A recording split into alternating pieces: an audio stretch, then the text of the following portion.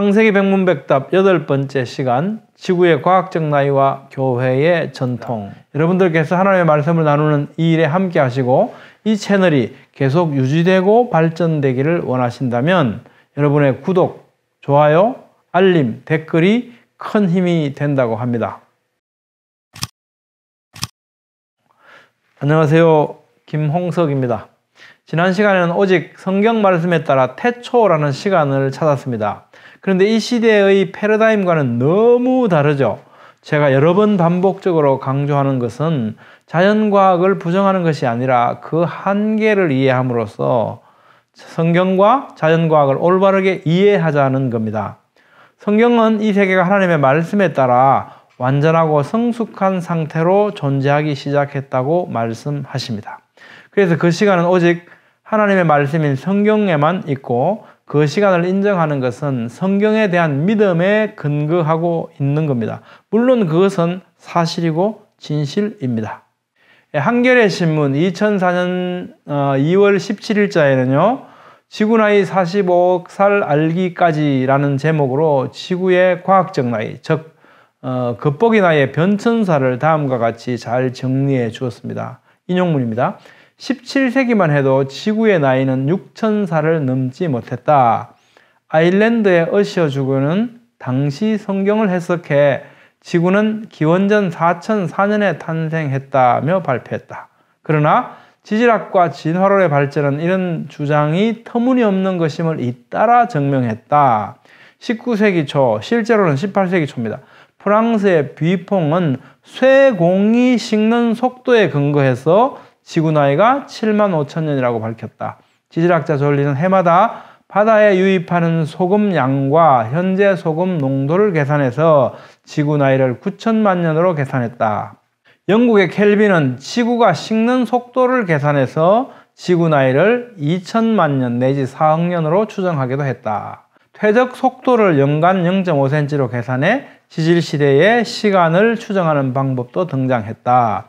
20세기에 방사성 동위원소를 이용한 연대 측정법이 등장하면서 지구의 나이는 급격히 늘어났다. 1956년 미국의 클레어 패터슨은 방사성 기원 동위원소인 납 동위원소를 이용한 연대 측정법으로 태양계의 운석과 지구가 약 45억 년 전에 함께 만들어진 것을 밝혀 세상을 놀라게 했다. 현재 널리 받아들여지는 지구 나이는 45억 6,500만 년이다 라는 내용이었습니다. 자, 이걸 정리해보면 어떻습니까? 도구, 즉 과학적으로 새로운 방법들이 등장하면서 계속 변해왔죠. 지구 나이가 변하긴 곤란하죠. 측정 결과들이 계속 변해왔다는 겁니다. 조금 더 세부적으로 살펴보면 다음과 같습니다. 18세기에 르클레르가 20만 년이다. 그러니까 아니다. 졸리가 9천만 년이다 라고 말하죠.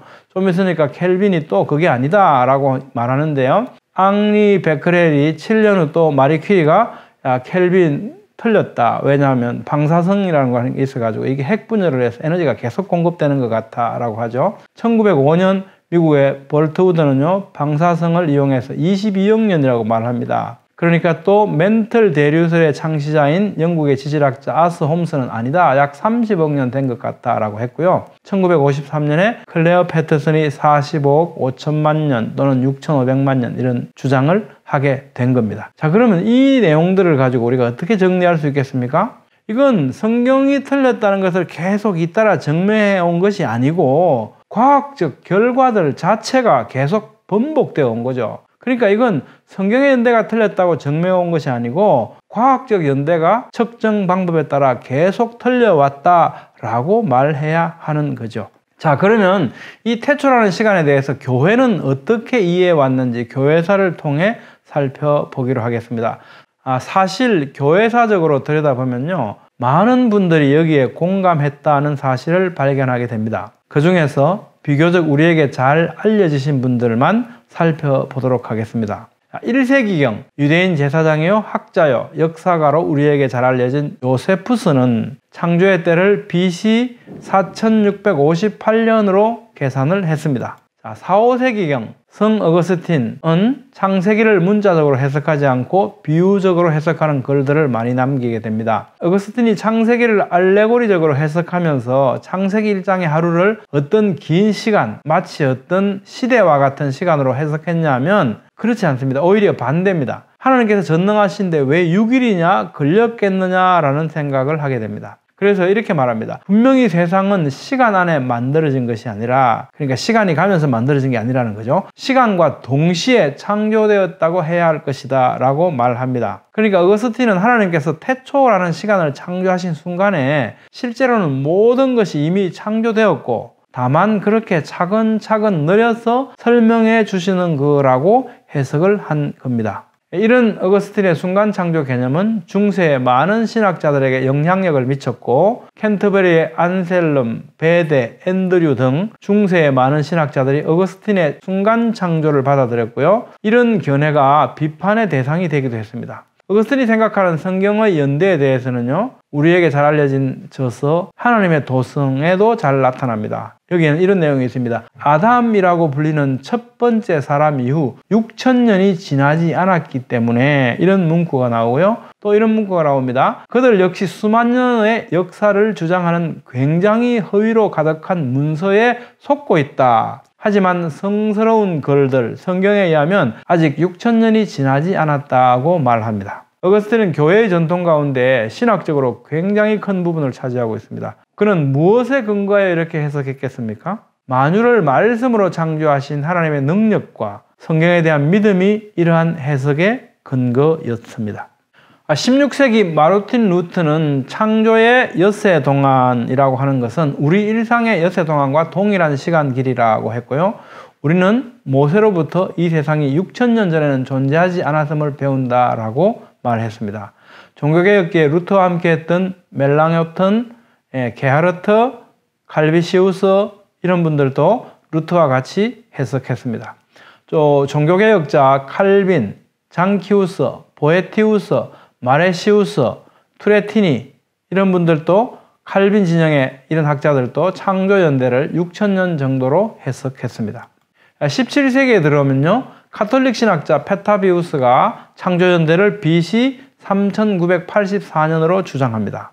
1642년 캠브리지 대학교 부총장 라이프트는 BC 3928년으로 주장을 했고 1658년 제임스 허셔는 BC 4004년이라고 주장했습니다. 연대기학자로 알려진 프랑스의 페저로는 창조연대를 BC 5873년이라고 주장했습니다. 자, 이처럼 최소한 수백 년 전까지만 해도요, 여러 역사학자나 신학자 대다수가 지구의 연대를 대략 6,000년으로 해석해 왔고 20세기에 들어서도 커버넌트 신학교 구약학자 해리스는 사람이 지상에 창조된 것은 주전 7,000년이나 혹은 1만 년이었을 것으로 보았습니다. 20세기 말 헨리 모리스 박사는 그의 저서 제네시스 레코드에서요, 창세기에 기록된 지구의 역사에 대한 해설은 수십억 년 전이 아닌 수천 년 전에 우주가 창조되었다는 사실만은 확실하다.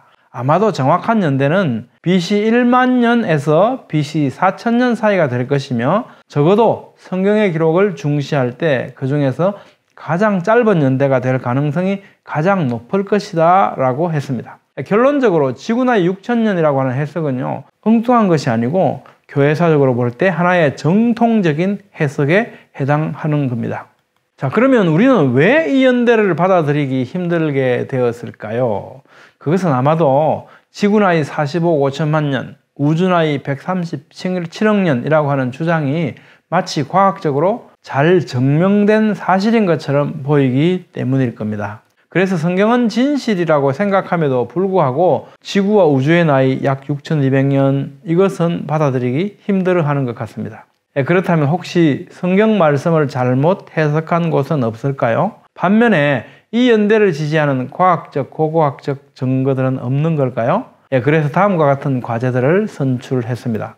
세 가지 범주로 성경 해석 분야와 자연과학 분야, 고고학 분야로 이렇게 크게 나누어 볼 수 있는데, 창세기 1장 1절 천지가 6일 창조에 포함되는가, 아니면 1장 3절 빛의 창조부터가 6일 창조인가, 창세기 1장의 하루는 문자적 의미의 24시간 하루인가, 아니면 한 시대를 의미한 은유적인 표현인가, 창세기 5장과 11장의 나이는 실제 횟수인가? 당시 969세를 살았던 머두셀라 할아버지의 나이가 실제로 969년일까? 마소라본문 72역 사마리아 오경의 연대 불일치는 성경 연대에 오류가 있다는 것을 의미하는 것이 아닌가? 마태복음 족보에 생략된 세대가 있다는 것은 창세기 5장과 11장의 족보가 불완전하다는 것을 의미하는 것이 아닌가? 누가복음 족보에 셀라와 아르박사 사이에 가이난이라고 하는 존재는 창세기 5장과 11장의 족보가 불완전하다는 것을 의미하는 것이 아닌가? 또 이집트 체류기간, 출애굽 시기를 여러 학설들이 있는데 그 가운데 어느 것이 옳은 것인지 확정할 수 있는가? 이집트 체류기간 430년이 4대 만에 돌아오리라고 하신 하나님의 말씀과 잘 부합하는 것인가?